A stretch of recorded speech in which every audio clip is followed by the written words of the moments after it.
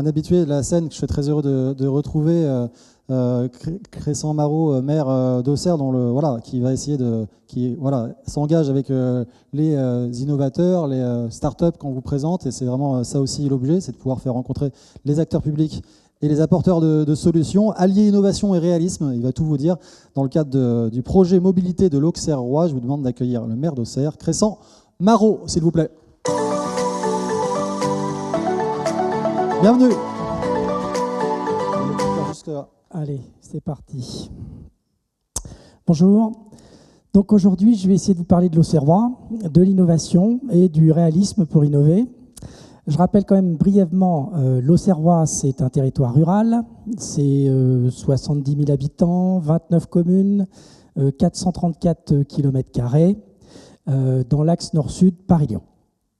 Et nous avons une ambition dans l'Auxerrois, c'est de faire rimer transition écologique avec développement économique. Donc ça rejoint un peu le débat de la métropole de Lyon. C'est un vrai sacerdoce, mais c'est un pari. Et ce pari se concrétise avec deux grandes ambitions. La première, c'est d'être autonome en énergie décarbonée en 2035. Et la deuxième, c'est d'être un territoire zéro carbone en 2050. Donc on a mis la barre très haut, mais on est plutôt optimiste. Alors, j'ai mis à l'envers. C'est parti. La mobilité, donc c'est un des axes dans cette stratégie de transition écologique. Un tiers des gaz à effet de serre, je crois, c'est dû au transport.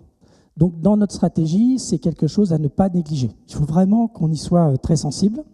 Et c'est la raison pour laquelle on va essayer de développer tout un projet, tout un programme de mobilité plutôt décarboné sur la base de la multimodalité à l'échelle du territoire. Donc c'est assez facile, hein. On a une chance inouïe aujourd'hui, c'est que les territoires ruraux, on a la qualité de vie, on a le cadre de vie. Et avec la crise sanitaire qui s'est produite, eh bien, on s'aperçoit qu'il y a un regain d'intérêt pour nos collectivités. Donc il faut vraiment qu'on essaye d'aborder cette attractivité sans la dénaturer, et il ne faudrait pas que demain, cette attractivité se concrétise par de la pollution et des embouteillages. Donc il faut vraiment qu'on soit très vigilant et qu'on soit dans cette ambition, dans cette prospective, dans cette stratégie de multimodalité, puisque je suis à l'inverse de mon collègue de Dunkerque, lui, il n'a pas de souci, son budget mobilité, il est excédentaire. Donc pour lui, faire la gratuité, ça lui coûtait 0 €. Nous, le nôtre, c'est un peu plus délicat, puisqu'on a un petit territoire, une faible densité, un petit tissu industriel.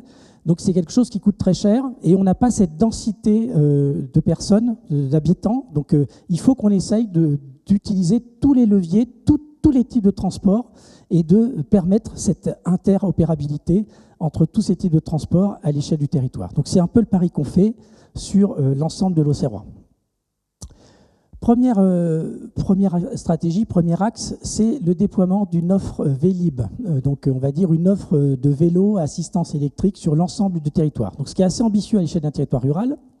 Donc on va déployer 42 stations, 320 vélos, donc une station un minimum par commune. Donc ça veut dire que toutes les communes vont être couvertes par cette offre de service. Et pour un territoire comme le nôtre, ça représente quand même un investissement d'1 300 000 €. Donc c'est quand même un investissement significatif. Donc ça, c'est l'investissement. Et en fonctionnement, pour une flotte de 320 vélos, on va être à peu près sur 300 000 € à l'année. Donc dès qu'on va monter en puissance, on va aussi monter en puissance sur ces parties fonctionnement. Donc c'est quelque chose qu'on va essayer de piloter. C'est une expérimentation qu'on fait avec l'entreprise 15. Donc je ne refais pas l'historique, mais c'est dans Sunstable qu'on s'est rencontrés. Donc vous voyez, c'est un intérêt. Et on a pu déployer cette offre avec un système de Vélib à assistance électrique géolocalisé. Donc il y a un gros back-office qui va nous permettre justement de piloter cette flotte et d'essayer d'imaginer ce que pourrait être une offre de Vélib à l'échelle d'un territoire comme le nôtre. C'est un vrai pari soutenu par l'ensemble des maires. On y croit beaucoup et on espère que ce sera un réel succès dans quelques mois, puisque c'est une opération qu'on va lancer au mois de mai cette année. Pour permettre ce déploiement, il faut aussi qu'on travaille sur les infrastructures. Donc là, l'idée, c'est de terminer dès l'été un schéma de pistes cyclables à l'échelle de l'agglomération.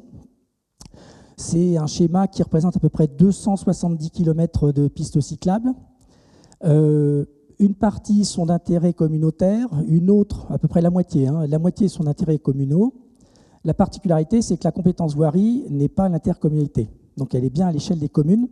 Donc il y a un gros travail à faire avec chaque maire pour essayer de les accompagner, monter leur dossier, leur demande de subvention, d'abonder financièrement avec l'agglomération aussi sur le portage de ces projets pour essayer de déployer cette offre de Vélib, parce que l'objectif, c'est d'emmener un maximum de personnes à utiliser le vélo, peut-être les convaincre que le vélo, c'est bon pour la santé, le vélo, c'est pas si compliqué que ça, et peut-être que demain, ils achèteront un vélo ou ils utiliseront encore plus le service. C'est le pari qu'on fait.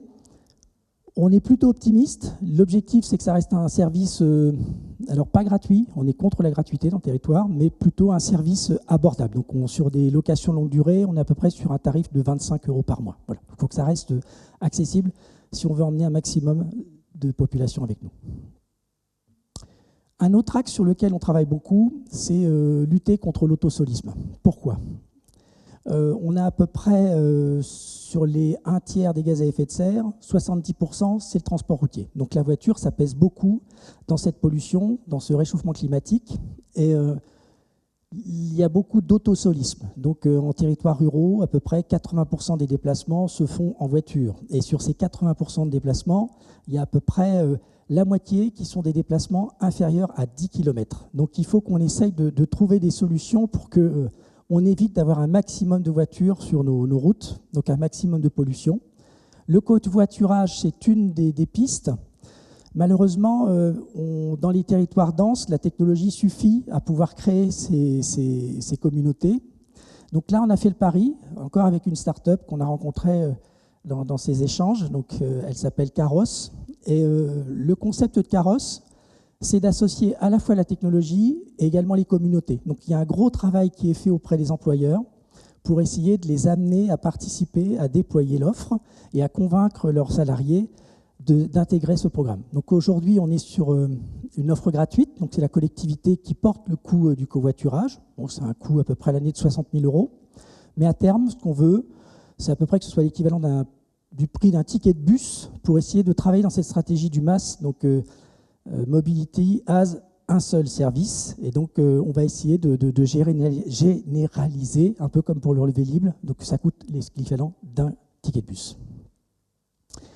Puisqu'on parle des bus, dans l'Auxerrois, on va essayer, dans le cadre du renouvellement de notre délégation de service public, d'ici 2030, de décarboner complètement notre flotte. Il se trouve qu'on est un territoire assez innovant concernant l'hydrogène, puisque nous avons la plus grosse station d'hydrogène vert qui fonctionne actuellement, 1 MW.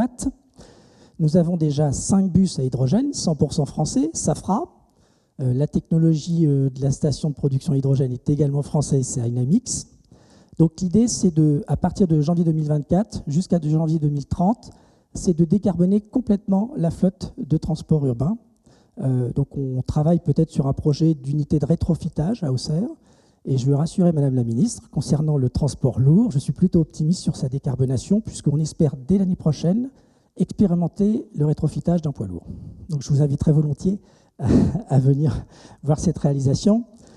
Ce qu'on espère aussi, c'est essayer d'amener, il y a un vrai, quand on fait de l'innovation et de l'expérimentation, il y a une vraie notion de fierté. Donc on l'a vu à travers les conducteurs de bus, quand ils ont eu la livraison des bus à hydrogène. On l'a vu aussi, il y a une forme de curiosité des usagers. Ils ont essayé de prendre à chaque fois le bus à hydrogène.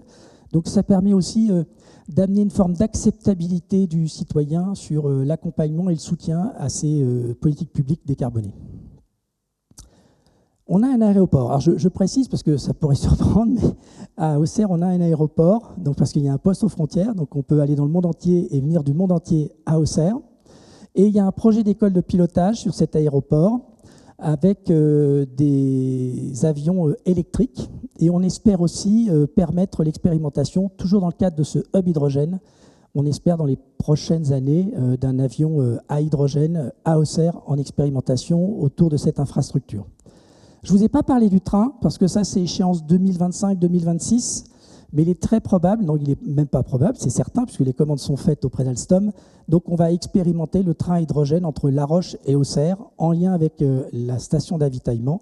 Donc, il y a un vrai projet autour du ferroviaire, avec un projet de pôle d'échange multimodal au pied de la gare. Donc, ça, c'est quelque chose qui On va dire c'est à moyen terme, mais c'est une volonté qu'on a souhaité aussi mettre en avant avec vous aujourd'hui. Si on respecte tous ces enjeux, et c'est ce que je vous ai dit tout à l'heure en préambule, l'Auxerrois c'est 43 000 hectares, on a une ambition d'être un territoire décarboné à échéance 2050, autonome en énergie à échéance 2035, la mobilité c'est un tiers des gaz à effet de serre. Eh bien, je ne sais pas si vous avez vu dans les petites slides, à chaque fois, quand on a pu identifier, on vous a mis les économies de tonnes de CO2. Et sur toute cette stratégie de mobilité décarbonée, à travers les expérimentations, l'innovation, on estime qu'à échéance, ce sera 4000 tonnes de CO2 d'économiser sur l'Auxerrois. Et ces 4000 tonnes de CO2, c'est à peu près l'équivalent d'une forêt de 2000 hectares qu'il aurait fallu planter pour capter ces 4000 tonnes de CO2. Eh bien, on n'aura pas à les planter. Ça représente 5% de la surface de notre territoire. Et ces 5%, on essaiera de les utiliser pour le plan d'alimentation territoriale. Merci de votre attention.